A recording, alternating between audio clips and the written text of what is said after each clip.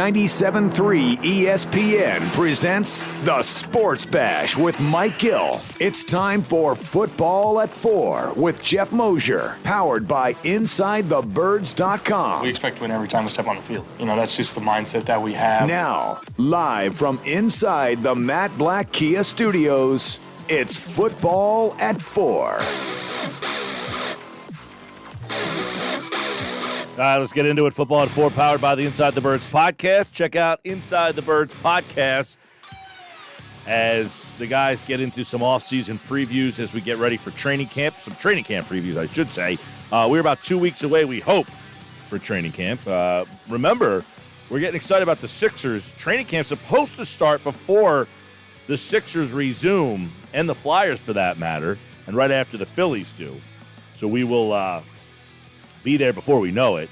Geoff Mosher from InsideTheBirds.com. He joins us for Football at 4 on this Monday edition. It's a lot to dive into today, including Desean Jackson, who on Friday, Moshe, the Eagles put out a statement that essentially wasn't even very clear of what they were going to do. I guess it's a fine that is coming down. It wasn't really mentioned in the statement that we are fining him or anything, but is that what the punishment will be for Desean Jackson, a fine?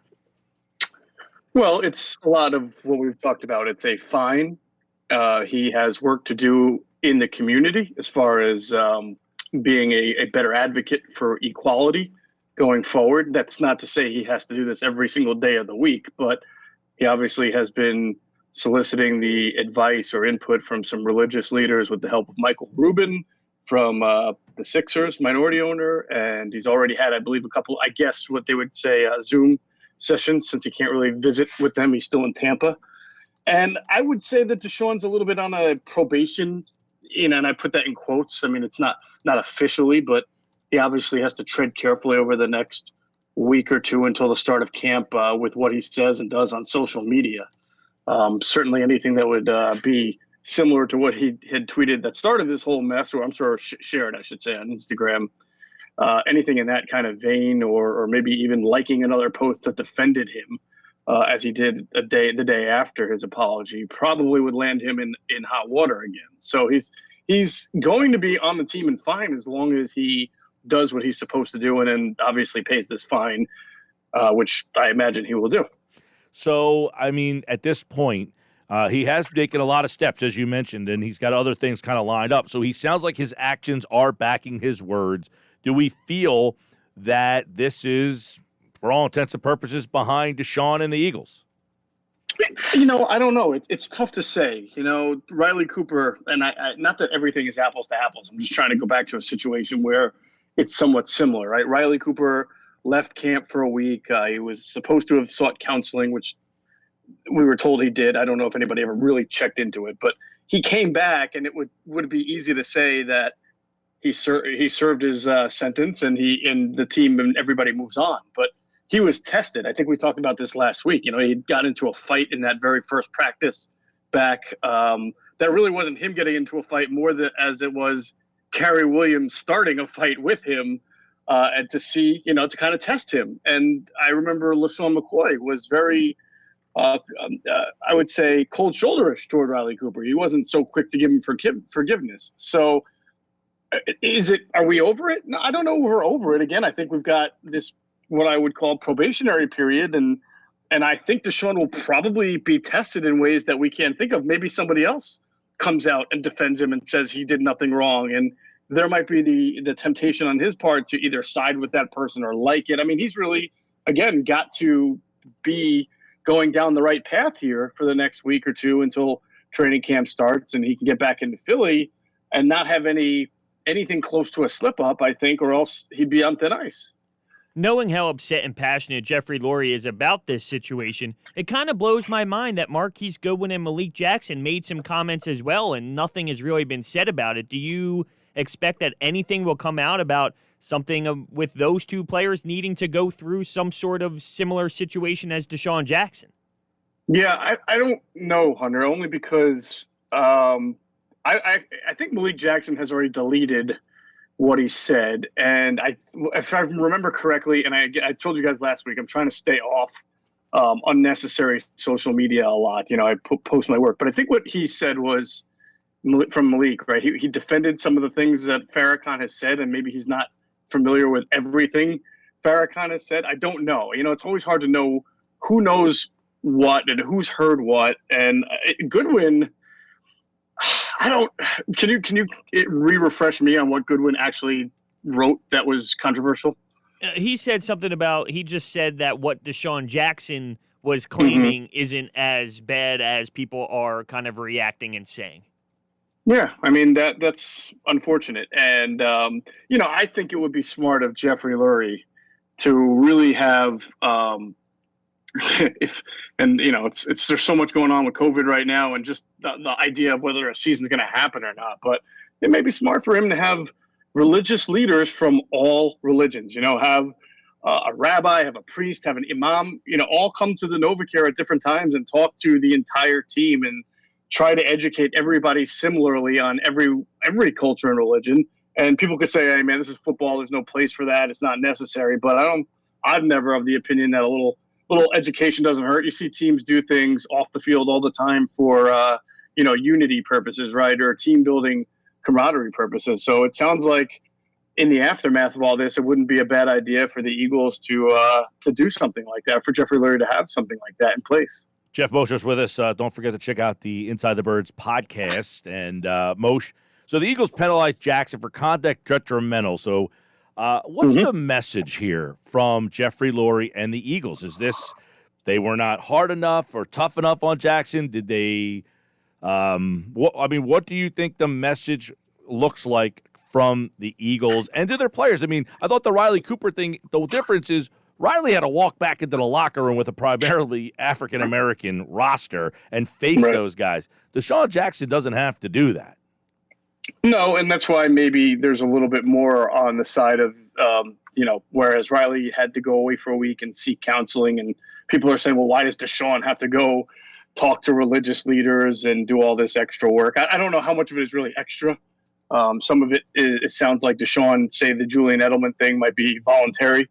Either way, but the reactions are a little different because the circumstances are different. They're not in camp like they were during the Riley Cooper time and everything like that. So obviously the reactions can't be the exact same, but the fines are probably similar, and it's never disclosed how much each individual is fined by the team. But I would imagine that they're fairly similar. And I think to answer the question about what the message sent is that no one person can tell you what the message is because everyone interprets it differently. There are a lot of people who feel and still feel that Riley Cooper should have been cut.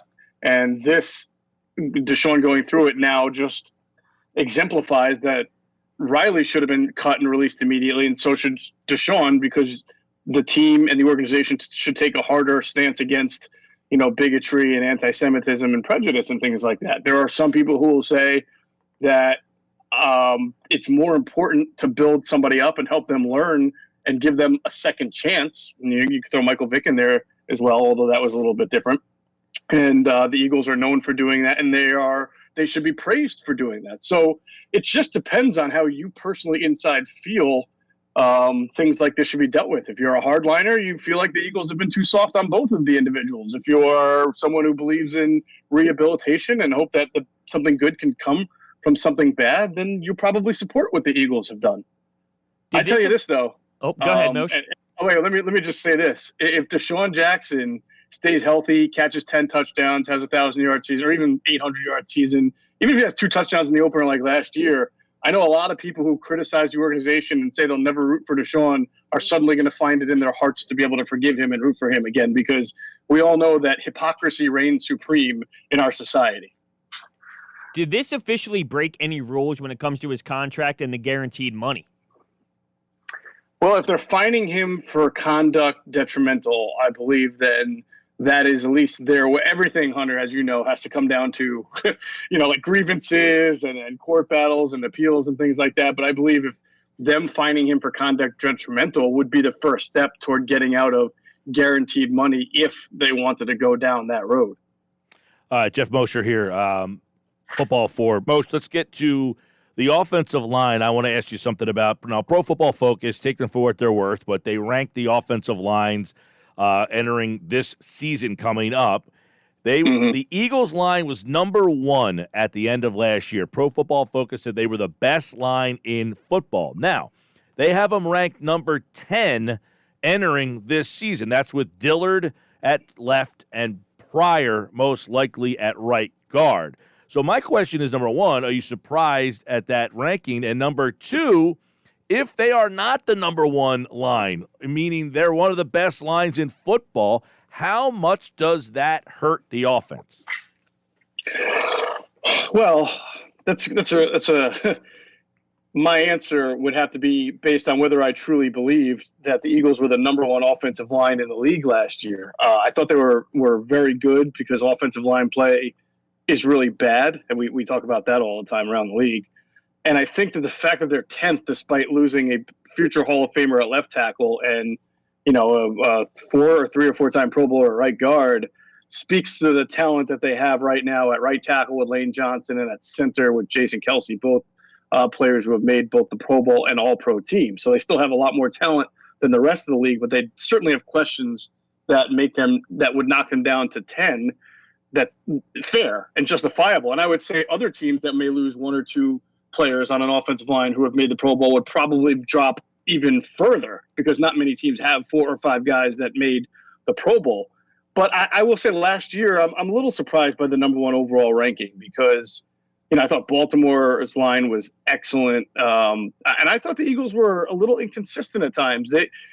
They specifically struggled against teams that played a lot of line games like Dallas, a lot of twisting and stunting. There was a lot of confusion at times on the left side of the line with Sayamalu and Peters picking up those ET stunts that we talk about a lot, end tackle stunts. And, we had Greg Cosell on our Inside the Birds podcast, I think about a month ago, and we were breaking down every single NFC East team in each of the 4 podcasts. And we talked about the Eagles offensive line. He did say that he felt in his studying of Carson Wentz and the Eagles offense, all tape review last year, that he felt the Eagles offensive line was inconsistent, particularly in pass protection last year. So, again, that's where we talk about PFF and kind of the gradings and what that means. Maybe PFF just in general feels that the Eagles offensive line played better than the other team's offensive line for the entirety of the year. And yeah, you probably can say that it stretches that they did. I don't know if they were the best, but they are pretty good, and they definitely have 2 big questions now at left tackle and right guard. Yeah, one spot I thought was interesting that they did mention was Sayamala, who they said had problems. He allowed 42 pressures, 4th most among guards in the league last year. Now on Dillard, I thought this was interesting when it comes to Andre Dillard. They had him at Washington State as the one of the 5th best pass blocking grade they have ever seen from any college player. So, and I think a lot of us have thought that Dillard will be a good pass blocker. It's the run blocking that we have yet to really see him kind of show in the NFL. Well, I would say it's 2 things. It's 1, run blocking and his ability to, really toughen up in the trenches. Although I've talked to people in the NFL that feel that no matter what, he's always going to be a better pass blocker than run blocker just in his nature, and that he's always going to struggle against the power rusher, the bull rusher. Last year, it's not just strength. Last year, and Trey Thomas was on with us on one of our ITB TVs that you can see on our YouTube channel. He just noted how his hands can be very slow at times to get up and in position and into a punch position, and because of that, guys can get the best of him. And you saw that on several occasions last year. So if he can improve his hand technique, and of course, I don't know how he's doing that without the ability to really work with any of his coaches right now. And that's what makes it such a big question mark. But he really does have to improve with his use of hands if he wants to take that next step up. It doesn't mean he can't do it. It just, or hasn't been working on it this offseason. We just don't know because we haven't seen it. But I do wonder, and I made mention of this when he was drafted.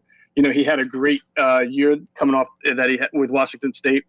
But that was the year that there were so many pass rushers drafted, and I don't think any of the top ones that year came from the Pac-12. So I'm curious what kind of level of competition he was seeing from pass rushers, specifically bull rushers, in college, and that might have helped him out a little bit that he didn't have to face that level of premier bull rusher.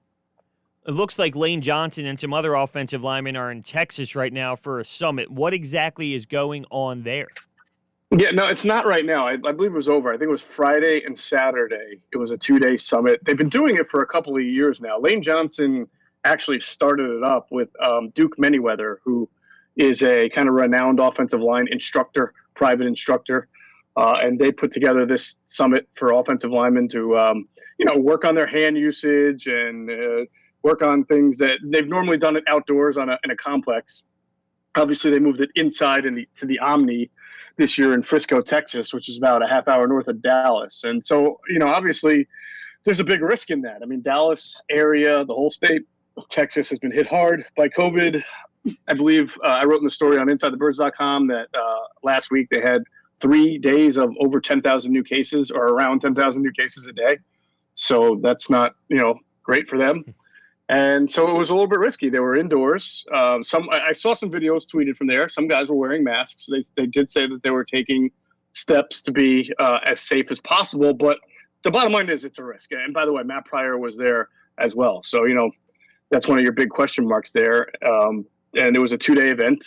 And we'll see what happens. Well, hopefully both of those guys will report when they're supposed to report and won't have any issues, and we'll be able to pass their tests.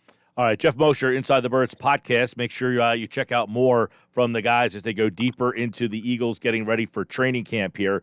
I want to get into, I saw best case, worst case scenarios for Eagles, and I threw out, I looked at some of the things. They had low end 5-11, and basically suggesting that Rieger, Slay, Roby Coleman, they listed as offseason additions, not enough to help them. Desean Jackson failed to help. Injuries bother Alshon Jeffrey. They don't have a corner on the outside across from Slay. This is worst-case scenario stuff. And then last was the offensive line is not as dominant as it once were. So that was their low end, 5-11. Now, on the high end, it was 10-6, and that Wentz remains healthy, and he has a year close to 2017. Rager stretches the defenses, opens things underneath. Ertz has a big year, and then defensively, Fletcher, Javon, Brandon Graham, Derek Barnett, and Malik Jackson are too much for other teams to handle. My point is, if that all happens, is 10-6 the best mark you see them at? Is if you got Fletcher, that defense playing like that, and Wentz playing like he did in 2017, is this a 10-6 team? No, I mean, I think the potential to win more than 10 games is there if everything goes right and some of the young guys that they rely on, whether it's rookies or second-year players, do make that step that you want them to take. You're right. They have a lot of talent, Mike. I mean, that's fair. So even if they struggle a little bit, which we expect in some areas, they should be well-stocked in other areas to be competitive week in and week out. The only thing is there are certain things you can never see coming. Go back to 2005, the year after they go to the Super Bowl. Every single good player they had went on IR that year, and they finished 6-10. So, I mean, Andy Reid in 2012 had the dream team that went 4-12, right? So sometimes the unexpected happens, and you just have no idea. But I think that there's enough talent on this team that they should be in that, 7 to 10 window, I would think.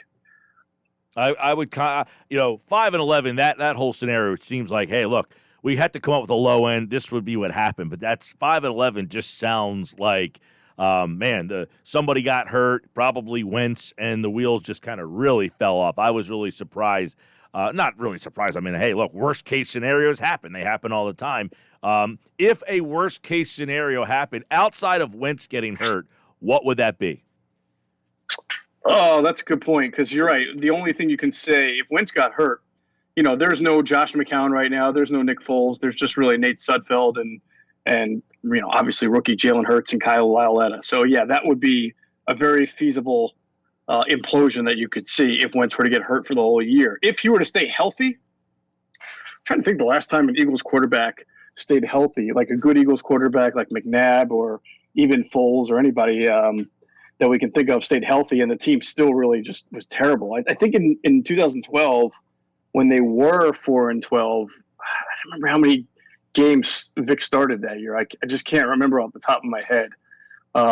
He started 10, and he was 3-7. So they just had everything go wrong, and they had a lot of injuries that year too. I think that if this team got hit hard on the D line again, they'd be in trouble because they with injuries. I mean, because even though they added Darius Slay, I mean, he's just one guy, and there's a lot of still question marks in the secondary. There's no Malcolm Jenkins. You know, we're figuring out Avonte Maddox being a starting outside corner. He's short. He's probably better meant for the slot, but right now he's going to start on the outside. You know, Kevon Wallace, you don't know how he's going to play at safety. Rodney McLeod's a little bit older. There's just not a whole lot of star power or you know, you can talk about in the secondary except for Darius Slay. And if you've got no pass rush, then they can just pick on anybody that Darius Slay isn't covering.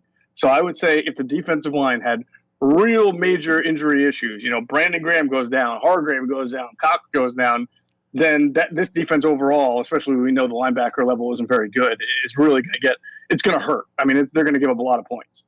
Speaking of defensive line, this is going to be a big year for Derek Barnett, and he intrigues me because sometimes you see him out there and it's like, okay, that's what we thought he could do, and then other times he's kind of quiet. So what does he need to do better this year to consider it a success? Well, I think first he's got to stay healthy. You know, injuries are not necessarily his fault, but they hurt him last year. They hurt him a couple of years ago. He's missed too many games to get a really accurate judge on who he is. He's only played 20 games in the last 2 years. You know, I thought he had a nice rookie year. He had 5 sacks, and he was playing as a rotational piece. Had a couple of forced fumbles, and then the last 2 years have just been an incomplete picture. You know, last year he had 6.5 sacks in 14 games. If you play 16 games, it gets you 8 sacks.